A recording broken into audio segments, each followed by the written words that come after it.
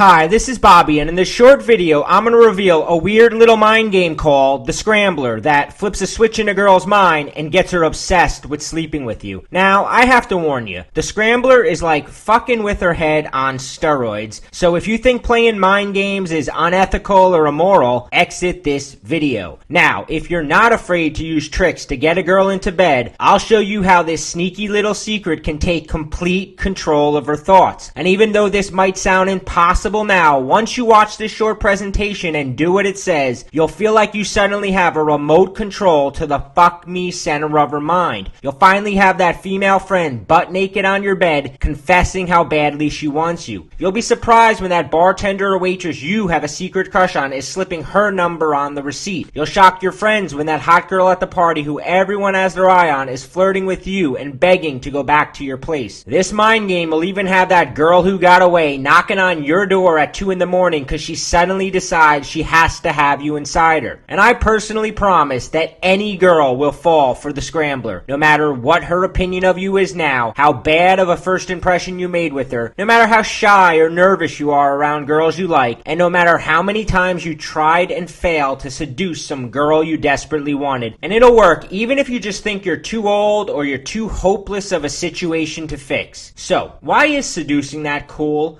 fun, sexy girl so hard, even though some guys make it look so fucking simple? I don't know about you, but whenever I really liked a girl, it felt like there was this invisible force field that was just determined to keep us apart. I wasted years obsessing over classmates, coworkers, girls from my social circle, and even random girls I'd pass in the hallway who barely knew I was alive. I was constantly sitting at home, planning how I'd make my move in some cool, suave way that almost never happened. I won't even tell you about all the imaginary conversations I had with these girls, or sitting around with my friends pathetically analyzing every single word she said to me. Today she smiled at me on the way to the bathroom. Do you think that's a good sign? Now, I didn't know it then, but I was uncovering an important ingredient of the Scrambler. We'll get to that in a minute. But most of the time, I just silently bottle up my feelings until I couldn't take it anymore and just blurt out how much I liked her. Or worse, I'd send her some embarrassing email confessing how cute and special and fun to talk to she was. It'd usually end with her mumbling something like, "You're really nice. I just don't have those kind of feelings for you." Yep, the truth is, my entire life I got some version of that excuse from just about every girl I saw as girlfriend material. Now, here's the really sad part. I practically lived in the gym. I went tanning regularly. I bought clothes I couldn't afford just to seem stylish, and